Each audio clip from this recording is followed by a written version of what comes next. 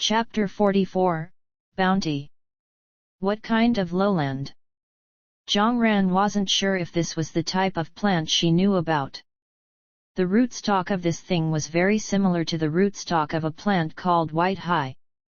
But the rootstock of the Shuogen plant could rapidly heal external wounds, with effects tens or even hundreds of times more potent than certain medicinal herbs. However, the rootstock of white Heye was highly toxic. Accidentally consuming a large amount of it could lead to death within 3 hours, even for resilient individuals. The girl she was asking seemed to be quite knowledgeable. The vendor carefully recalled, "It seems to be a swampy area, and the leaves of this plant are pale yellow and elliptical, about the size of a palm." Oh! Upon hearing the vendor's response, Jiang Ran was fairly certain that it was indeed white Heye. This thing was useless to her, she wasn't in the business of making poison. Seeing the customer lose interest, the vendor hurriedly said, "How about it if you are interested, I'll give it to you for 50 points. Jiang Ran smiled, "No need, you can keep it for yourself." Wait. The vendor hurriedly stopped her. It was the first time someone had inquired about this in all the time he'd been selling here, and it seemed like this girl might actually know what it was. Jiang Ran turned to the vendor, "I'm not buying this." "Let's chat a bit more," the vendor hastily called her back, smiling, "Do you know what this thing is?" "I don't recognize it." Jiang Ran shook her head decisively and turned to continue scanning the items on the stalls. Seeing Jiang Ran walk away, the vendor didn't say anything more. She didn't want to reveal too much, and asking more questions wouldn't be of any use. After more than an hour of wandering, she still hadn't found anything. Jiang Ran dismissed the thought and decided to focus on her training. There couldn't be that many missed opportunities for her to pick up.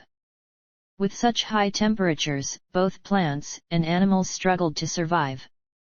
Even if there were good things to find, they were probably deep in the uninhabited mountains and forests, which wasn't suitable for exploration under the current circumstances.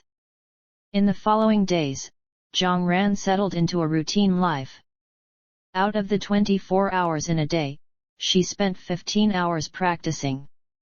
Every few days, she would make a trip to the Wutong warehouse, but she still hadn't found anything valuable.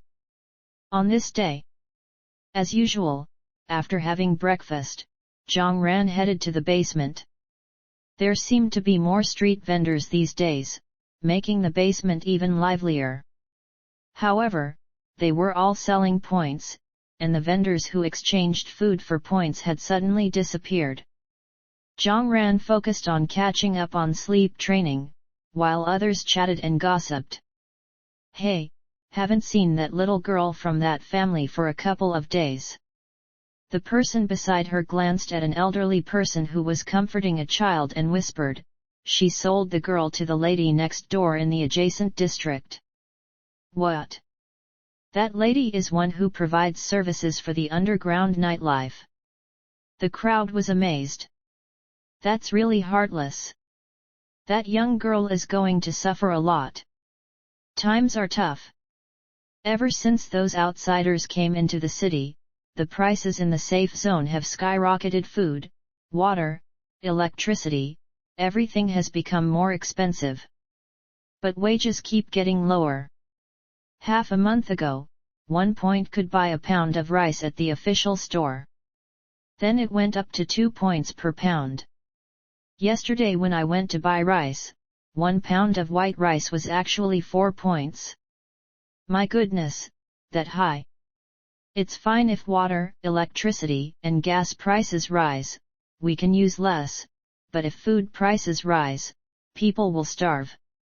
That's right. No, tonight I need to buy more food and store it at home. If this continues, we might really starve. The more they talked, the more anxious they became.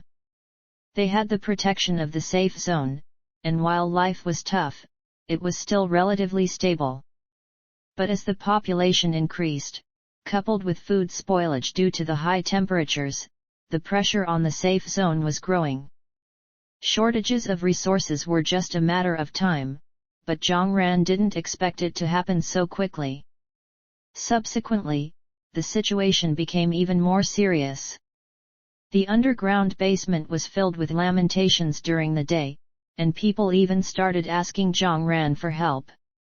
"Jiang Ran, do you have any extra food? I'd like to buy some with points." Jiang Ran recognized this woman. She was a tenant on the 5th floor with a husband who served on the street safety committee. "Why don't you go to the specialized food store in the safe zone? They should have plenty there," Jiang Ran asked.